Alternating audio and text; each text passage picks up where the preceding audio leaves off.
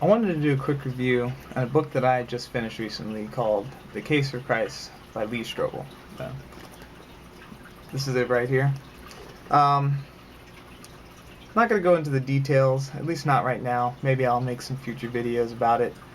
I just want to say overall, one fundamental problem that I had with this book is that I felt like it was at least step 3 of a multi-step process into really accepting the evidence for the existence of God in general.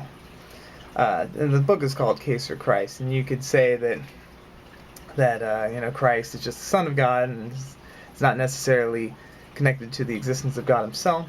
Or if you believe in the Trinity, you could say that they are one and the same. So it is part of this debate and of that issue. I feel like the Case for Christ focuses primarily on the evidence that's within the Bible. But the thing is like, I can't really see it being considered evidence if you don't already have, for one thing, a belief in the existence of a God in the first place, and then second, belief in the existence of the God of the Bible. Because the evidence that's being portrayed in the Case for Christ is primarily evidence from the Bible itself.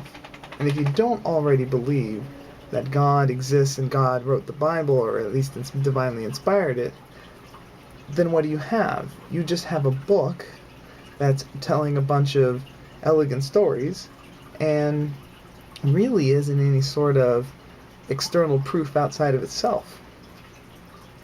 So, if you're someone who already believes in step 1 and 2, then this book is the go-to book. I can understand why Christians have selected this book as one of their go-to sources for any sort of skeptics towards the Christian faith. However, it's definitely not going to convince anybody like me who, for one thing, hasn't been convinced of the existence of God, and then definitely hasn't been convinced that the Bible is the exclusive authority on the origins of the universe and any sort of a deity in the first place. I'd like to provide kind of an analogy for what I think this book has really shown me and how it's made me think about the New Testament. So, after reading this book, I kind of feel like that the New Testament itself is kind of like an alternative history novel. So, what I'm saying is, let's say I decided to write a novel about World War II. And in it, I had real locations, Germany, Berlin, American cities, a lot of the locations of major battles during World War II. We have the Nazi regime, we have the American side, we've got the Japanese, we've got real extra novel, my novel, sources that we can refer to for finding out if this novel has any real credibility with history. In other words, we would have a lot of archaeological evidence to support the claims that this novel has within it. Even the people in the story would be verifiable within our historical texts that are outside of this novel that was being written. We could talk about Hitler and Mussolini and various American generals and German generals and whatnot. But then there's this one extra claim in it, and it's that Hitler was an extraterrestrial. Now, what I see with the New Testament is that there's a lot of support for its validity by the Christians by saying that, but look at all the archaeological evidence that supports the events and the places that the New Testament is referring to.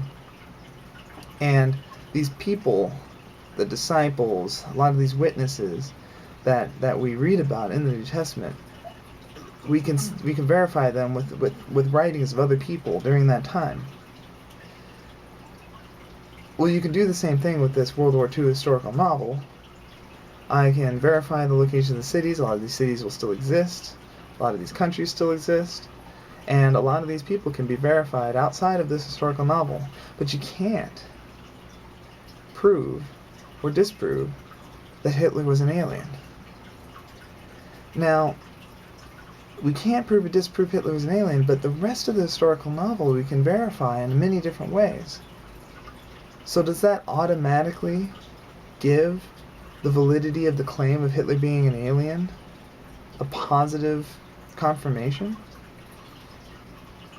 Can we say that just because the events and the places in the New Testament could quite possibly be verified in a lot of aspects, that means that we have to believe that the claim of him being the Son of God is actually true?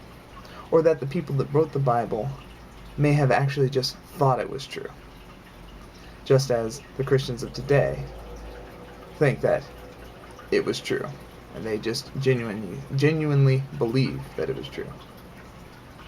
Hitler was an alien.